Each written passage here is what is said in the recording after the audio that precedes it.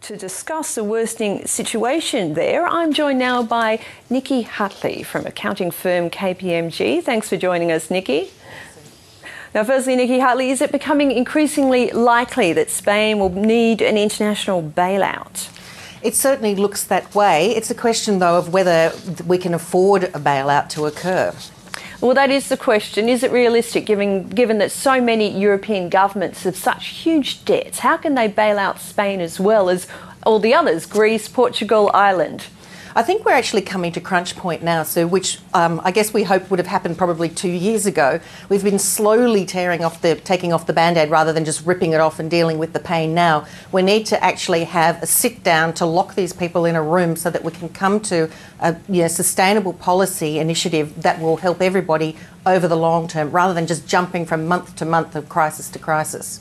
Now, what would be the implications for Spain if it needed to have an international bailout? We already know that its banks are in serious trouble.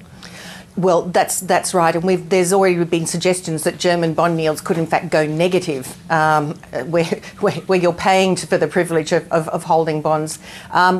I think there is going to be a call on the broader international community, and there are funds available. You know, China's said that they're willing to step in and help out. So I don't think we're quite at global crisis point yet, but certainly for the European community, some really hard decisions to make in the next couple of months.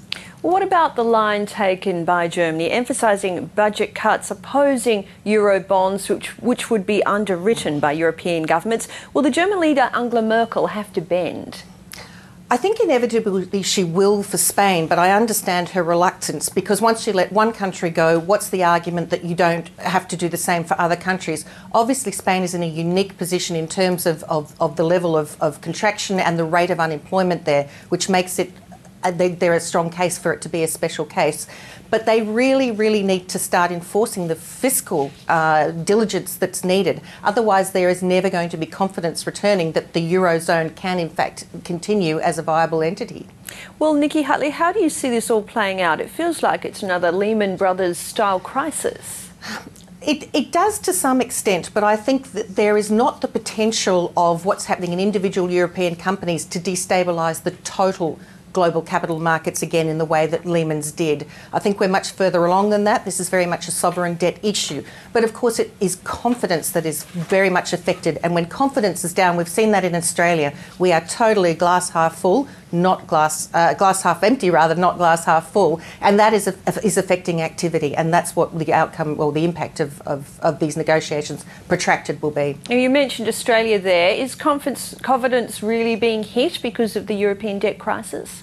I think it's a combination of things, but we are constantly bombarded with bad news, and there's a certain element of that that's local politics, but there is also the international news that is, you know, constantly. We've lurched from Greece. Italy was there for a while now. Spain is in the news, and that can't help but have people worried. If you look at people, especially self-funded retirees, look at what's happening to their earnings. You can't help but be lacking in confidence.